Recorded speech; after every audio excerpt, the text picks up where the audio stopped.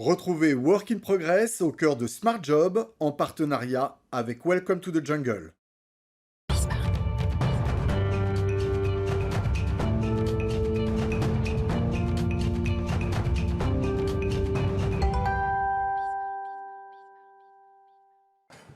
Working Progress avec les invités de Welcome to the Jungle et Jérémy Clédac, je suis très heureux de retrouver aujourd'hui.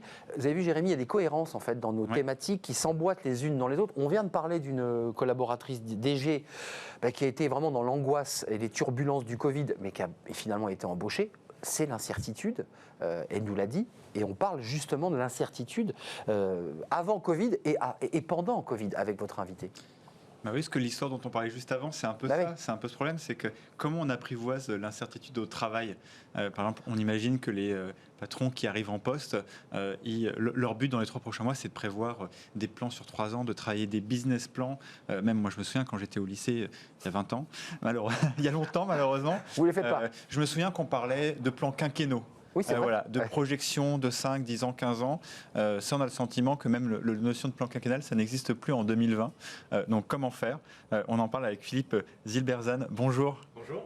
Vous êtes professeur à l'EM Lyon. Peut-être que d'ailleurs, à une époque, vous parliez de plan quinquennaux, vous allez me dire. Et vous êtes spécialiste de l'entrepreneuriat, l'innovation, la transformation des organisations. Et justement, ce sujet de l'incertitude, vous le connaissez bien. Mais je crois que même avant le Covid, avant 2020, déjà vous avez des doutes sur ce besoin un peu prévisionniste de l'entreprise. Pourquoi ce doute, en fait, vous l'avez depuis déjà bien longtemps? Alors, on ne va pas faire de psychanalyse, mais je crois qu'on vit dans un monde d'incertitude. Moi, j'ai été entrepreneur avant d'être enseignant, et donc j'ai vécu cette incertitude. Votre invité l'illustrait tout à l'heure, et j'ai aussi vécu, effectivement, au début, j'étais produit d'une école de commerce, je faisais des plans, et je me suis rapidement aperçu que... Des plans sur la comète, souvent? Souvent sur la comète, voilà, voire plus éloigné, et je me suis aperçu que la réalité, c'était que ce qu'on faisait n'avait pas grand-chose à voir avec des plans, souvent très éloignés. Donc cette incertitude, elle est là, il faut l'accepter. Et les plans quinquennaux, je crois qu'aujourd'hui, j'allais dire c'est du passé, je ne pense pas en fait, malheureusement. Mais vous avez raison, on a toujours envie d'en faire, et la réalité, c'est que on va ailleurs en fait, en pratique. Et alors comment fait... Oui, j'avais très envie en plus de ressortir le mot plan quinquennal. Moi j'ai envie de dire datard dans ce cas-là. J'y pensais très fort. Oui, alors les plus jeunes de nos spectateurs ne sauront pas forcément ce qu'est la datar, mais enfin voilà. Qui prévoyait aussi des prospectives sur plein de projets. Commissariat au plan. Exact. En tout cas, voilà, Arnaud a raison de rappeler ça. C'est vrai qu'on est rentré dans une économie de plus en plus prévisionniste. Les organisations s'organisent comme ça. La bourse s'organise aussi sur ce genre de projection. Comment fait-on alors pour amener justement cette appréhension de la certitude au bon niveau dans l'entreprise? Comment vous défendez ce sujet? Alors d'abord, il y a 2 éléments. C'est un peu comme la drogue, la prévision, c'est assez agréable, mais ça nous tue à long terme. Donc il y a d'abord faire partager l'idée que la prévision, c'est pas toujours inutile, mais à condition de bien savoir qu'il y a de très fortes chances qu'on se plante. Donc l'exercice n'est pas inutile. Après, il y a la question de qu'est-ce qu'on fait quand on sait qu'on ne peut pas tout prédire. Là, il faut se tourner vers l'entrepreneuriat au sens large. Les entrepreneurs, c'est ce qu'ils font très souvent. Alors, ils peuvent faire des business plans pour lever un peu d'argent. La réalité de l'entrepreneuriat, c'est qu'on construit quelque chose dans l'incertitude, parce que l'incertitude, c'est aussi une source d'opportunité. Et donc, moi, je milite beaucoup pour avoir notamment dans les grandes entreprises, une meilleure compréhension du présent plutôt que de se projeter dans l'avenir. Souvent, on a des gens qui sont très à l'aise pour parler de ce qui va se passer dans 15 ans, souvent parce qu'ils ne seront plus là. Et puis, dans 15 ans, on peut tous dire un peu ce qu'on veut. C'est vrai. Et je dis non. Mais dans une semaine. Et voilà, même dans une semaine, des fois, c'est difficile. Souvenons-nous de tous ceux qui ont fait des plans en janvier dernier. Et de dire, attention, vous devez d'abord avoir une profonde compréhension de ce qui se passe maintenant dans la société, dans l'économie, chez vos clients, chez vos partenaires. Parce que déjà là, il y a une énorme source d'action et de création possible. On n'a pas forcément besoin de prédire.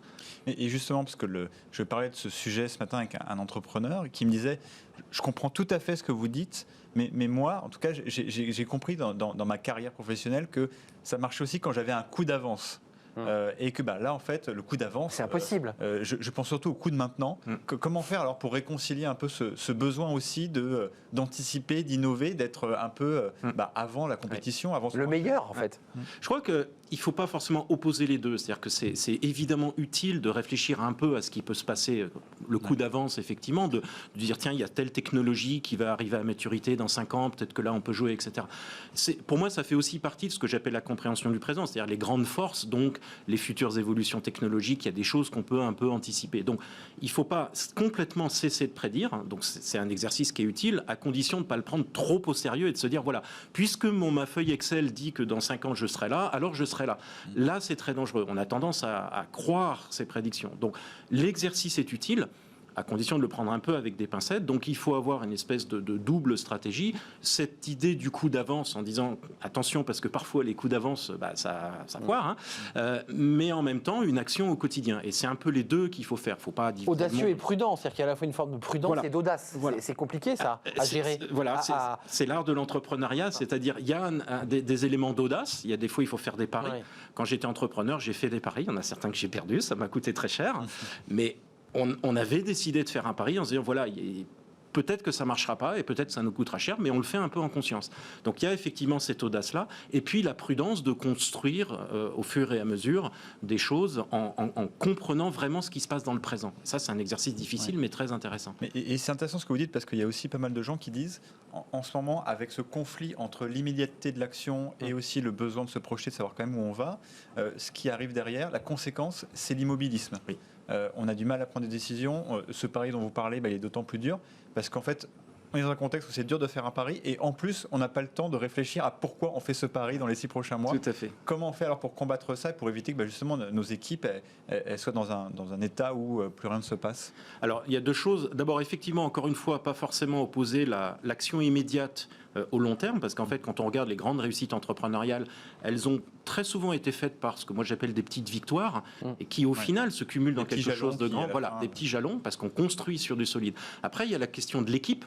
Je suis manager, qu'est-ce que je dis à mon équipe? Le leader, c'est de dire je ne sais pas ce qui se passera dans 5 ans, n'attendez pas de moi que je le sache. Ça serait, voilà. Je ne suis pas voyant, je ne suis pas mal à miroir. Non, et ça n'empêche pas à la fois d'agir pour construire des choses, ça n'empêche pas qu'on travaille collectivement. Et une des choses qu'aujourd'hui, plus que jamais, un leader doit faire, c'est apprendre à ses équipes à questionner leurs croyances et leurs évidences en disant est-ce que ce qu'on croit sur nos clients est toujours vrai? Est-ce que ce qu'on croit sur nos concurrents, qui a été vrai peut-être pendant 15 ans, est toujours vrai? Est-ce qu'on croit sur la technologie est toujours vrai? On se remet en question tout le temps. Voilà, se remettre en question. On prend nos décisions sur la base de croyances qui sont souvent devenues des évidences. Eh bien, l'époque aujourd'hui appelle à un examen explicite de ces croyances en disant qu'est-ce que je crois qui est devenu faux. C'est très incertain pour le coup. Évident quand même. Pas évident dans un contexte où on est tous quand même en recherche d'un peu de certitude quelque part. On s'accroche, quoi. C'est le paradoxe. Et de se dire, en fait, c'est peut-être d'ailleurs le moment idéal pour pas le faire. Voilà. Il y a des entreprises d'ailleurs qui ont bien réussi ça, cette démarche un peu d'effectuation, d'être toujours un peu en recul de ce qu'elles pensent comme établi. Comment, selon vous, on peut mettre ça en place dans des entreprises qui raisonnent de manière un peu plus traditionnelle? Voilà. Il y a, je crois, aujourd'hui, d'un point de vue de la stratégie, c'est vraiment fondamental. Ça doit être fait à tous les niveaux, mais en particulier, je crois qu'à l'agenda du COMEX, une fois qu'on a, je dirais, géré les urgences logistiques qu'on a tous connues, c'est faire ce travail On se projette, on pense. De re-questionnement de nos croyances. De reconstruction. Voilà, parce que la stratégie, elle est basée sur ces croyances, souvent très implicites.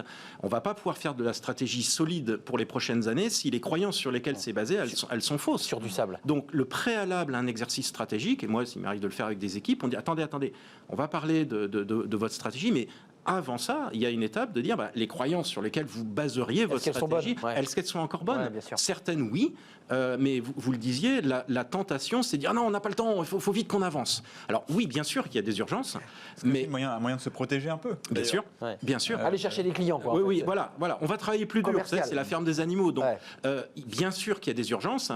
Il y a des entrepôts à faire tourner, des camions à faire démarrer, etc. Bien sûr.